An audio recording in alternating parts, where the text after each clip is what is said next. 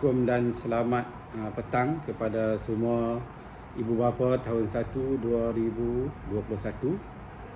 Saya Fadil bin Arifin, Guru Besar di SK Ampang Campuran. Hari ini bersua dengan penjaga kepada murid tahun 1 yang akan memulakan sesi persekolahan secara online pada 20 hari bulan 1 2021 ini.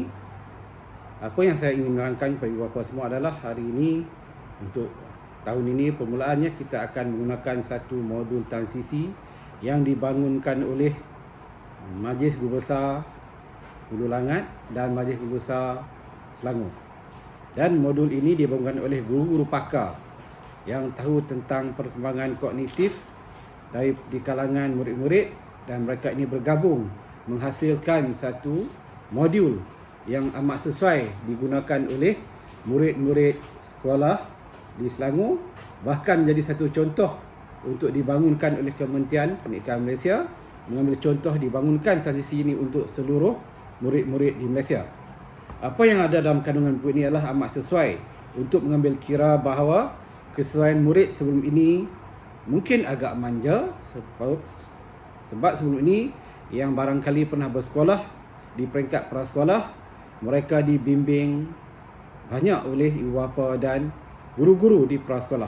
Tetapi hari ini mereka dibimbing untuk berada pada tahap yang mereka kena berdikari dalam mendapat pendidikan di sekolah pada peringkat rendah, berbanding dengan sebelum ini dibimbing sepenuhnya dengan banyak di peringkat prasekolah.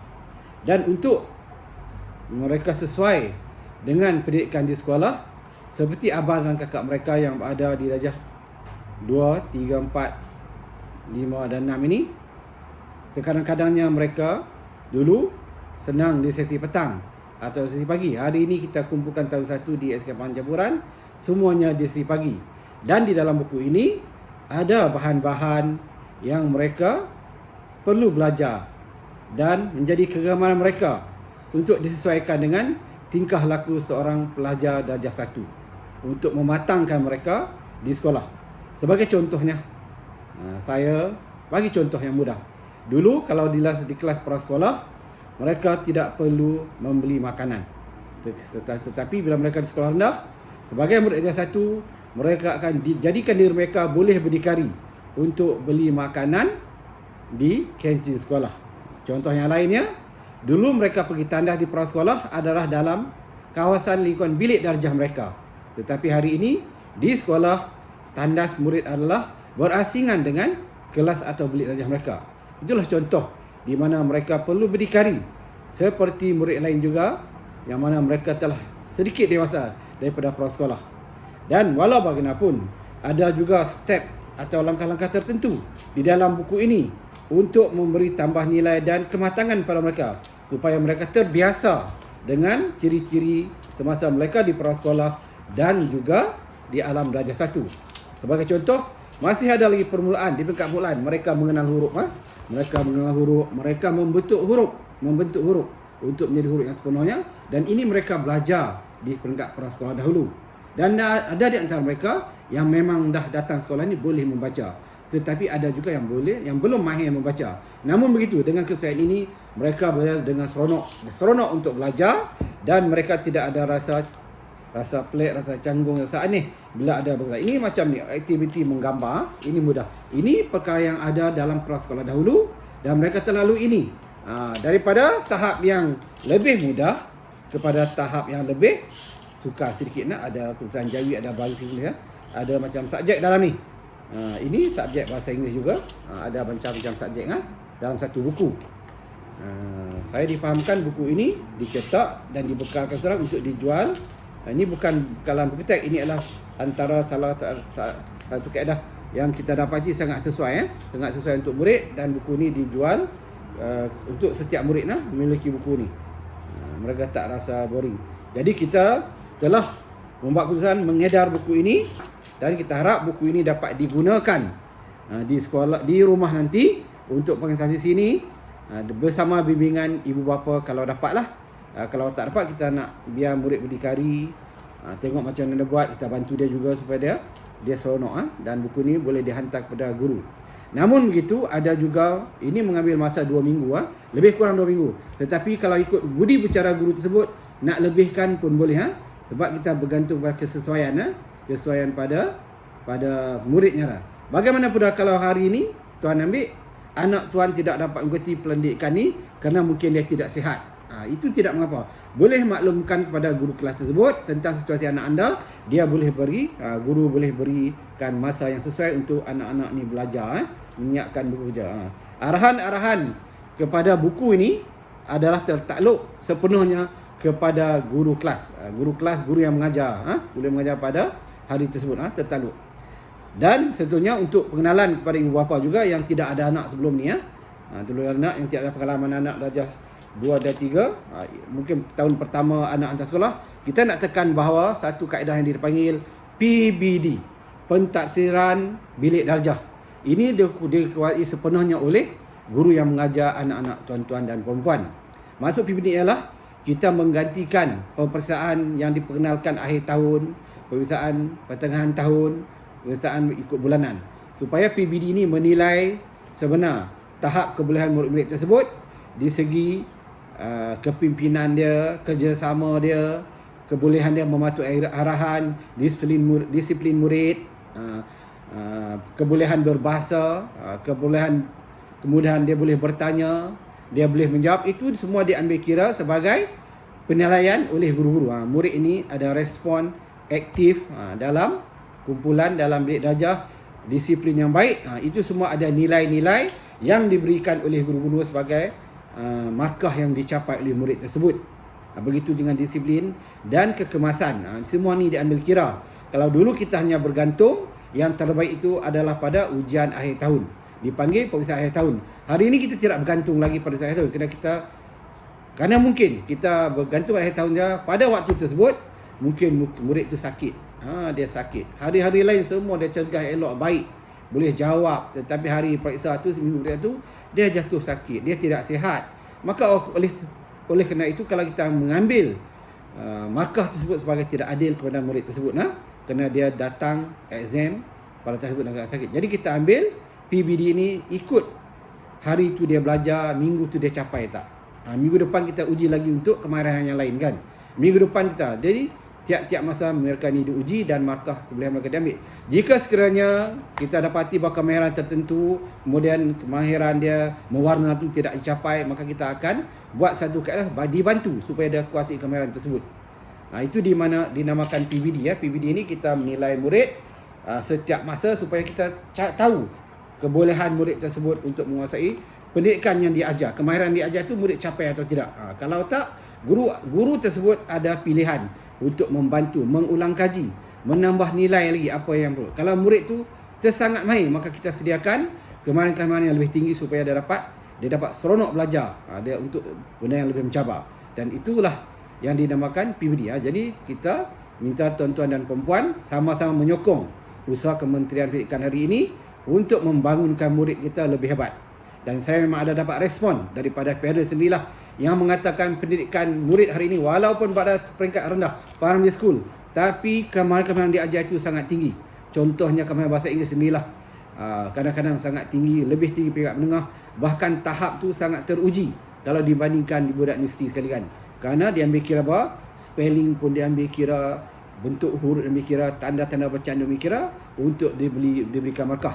Dan hari ini tuan-tuan dan puan-puan, saya sangat yakin murid-murid kita kalau berada di sekolah kebangsaan sendiri pun dia boleh advance dalam semua subjek dengan kaedah yang kita bantu ni kan. Dan kalau mereka berada di sekolah lain, mereka memang akan menguasai bahasa dengan mudah, sama ada bahasa Inggeris atau bahasa Melayu. Dan kita terapkan aja bahasa Arab pun mereka boleh kuasai. Mereka diberi dengan cara kaedah daripada permulaan benda yang rendah ke benda yang lebih tinggi dengan menguasai step by step. Ini yang kita nak jaga. Dan tuan perempuan kena bantu mereka, beri mereka semangat dan motivasi. Kadang-kadang mungkin kita tidak menguasai kemudian untuk mengajar anak kan, tetapi kalau kita bagi motivasi, semangat, dorongan pada mereka, mereka akan sungguh-sungguh. Jangan rendahkan mereka, jangan condemn mereka, jangan kita crowdedkan mereka. Contohnya anak nak belajar, kita pasang TV, Cerita sonok-sonok pula kan. Kita kartun. Anak memang suka lah. Cerita Ottoman. Kita pasang waktu tu. Tapi anak Melayu, tentulah dia akan pilih menonton TV daripada pelajar. Jadi sokong ibu bapa ni. Kami di sekolah tak boleh kontrol sebab ini PBDR nama pembelajaran di rumah menggunakan sistem online atau arahan hala WhatsApp. Kalau tuan-tuan tak sokong, maka kita susah nak bangunkan murid-murid sebab hari ini mereka boleh online belajar ni sebenarnya boleh bila-bila waktu. Walaupun kita bagi penyampaian itu pada waktu pagi 8 pagi, tapi dengan rakaman yang ada ni, tuan-tuan boleh beri peluang anak tuan-tuan ni belajar pada bila masa juga. Jangan fixkan time ni mesti belajar sayang. Tak semestinya. Kalau waktu tak dapat, kadang maksa tidak ada kemudahan internet atau tidak ada kemudahan komputer, tidak ada kemudahan handphone, tidak ada peranti kita masukkan, maka boleh dialihkan pada waktu petang atau waktu malam. Tapi kena sokong murid-murid ni, kena sokong anak-anak kita.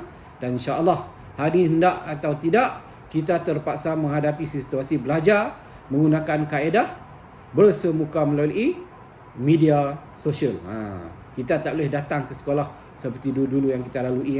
Ini adalah satu keadaan yang berlaku seluruh dunia, menghadapi situasi macam ini di mana murid dan guru tidak boleh berjumpa dalam bersemuka di bilik darjah.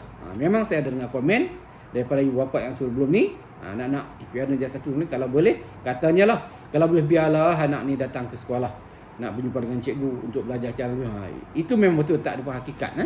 Tuan-tuan fahamlah, bila berada di rumah, kita sebagai parent yang ada di rumah pun kadang-kadang terpaksa buat tugas-tugas lain, nak jaga anak, nak layan anak, nak jaga anak, nak sediakan makanan. Kita tak mampu nak kontrol walaupun ada 4 orang anak. Tetapi kalau di sekolah ni, dia ada kaedah pedagogi.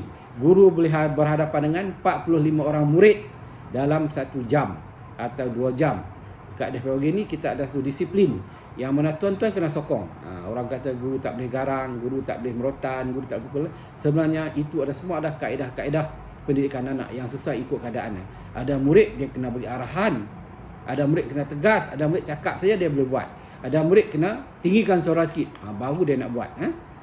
Dia tak sama. Anak-anak kita yang 4 orang di rumah pun tahap kebolehan tak sama. Ada yang sangat suka melukis, dia ambil dapat dia perconteng. Jangan marah dia, itu dia memang gemar melukis. Kalau dibiarkan, dididik, dikontrol dengan betul, bagi dia peluang, dia akan jadi seorang arkitek yang baik. Arkitek. Ada anak murid kita suka main, dia main bongkah-bongkah kayu, dia lipat-lipat ulung kertas. Kalau dibimbing, dipandu baik, dia seorang jadi jurubina yang sangat baik.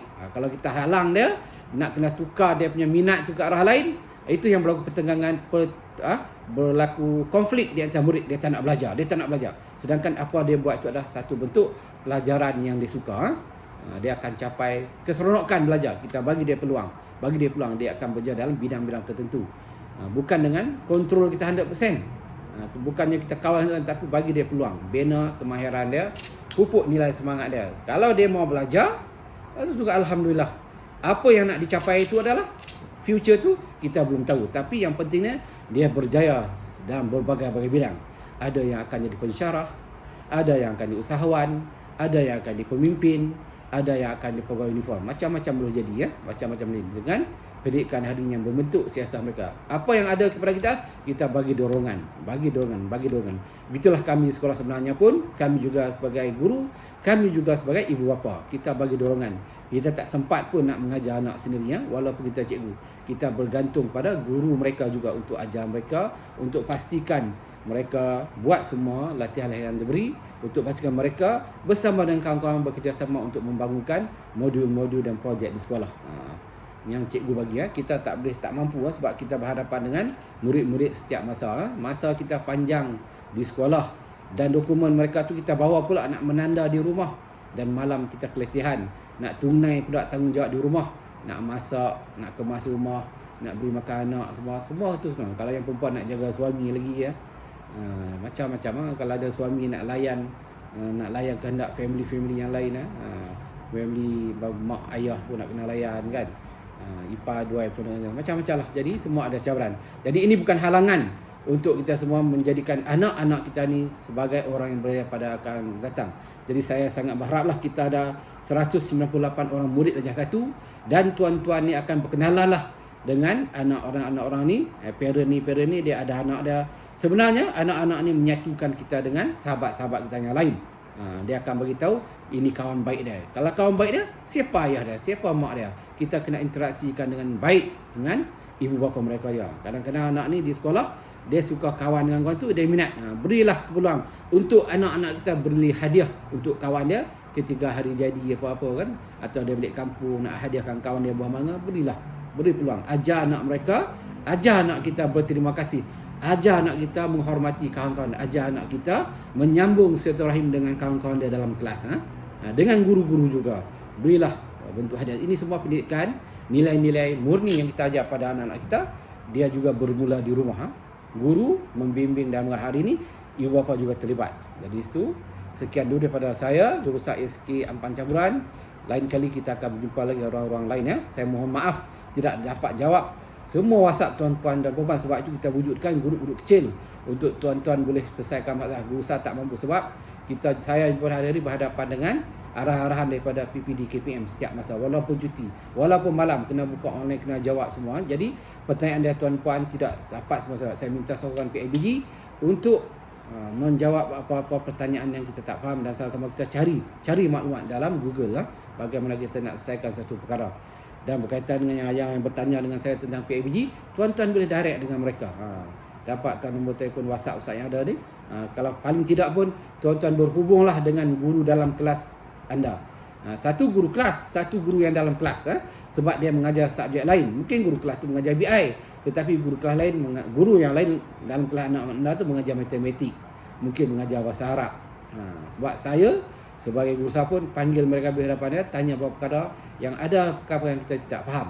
Kita tak tahu dalam sistem yang baru ni, sebab benda ni sentiasa berubah. Ada penambahbaikan dalam sistem pendidikan kita. Kita banyak bertanya. Kalau tak ada kemahiran dalam internet ni, tanya kawan. Begitu yang guru besar pun akan panggil guru muda ni untuk tanya, untuk buat, untuk set upkan perkara untuk bersama-sama mereka. Sekian dulu daripada saya. Sekian, terima kasih, kita jumpa lagi. Terima kasih kepada PIBG, terima kasih kepada guru-guru, terima kasih kepada semua parent juga yang beri kerjasama untuk kita menaikkan tahap pencapaian murid-murid di SK Ampang Caburan. Dan setakat ini kita mendapat sokongan daripada semua. Sekian, Assalamualaikum warahmatullahi wabarakatuh dan selamat petang. Sudah pukul 3.30. Assalamualaikum warahmatullahi wabarakatuh.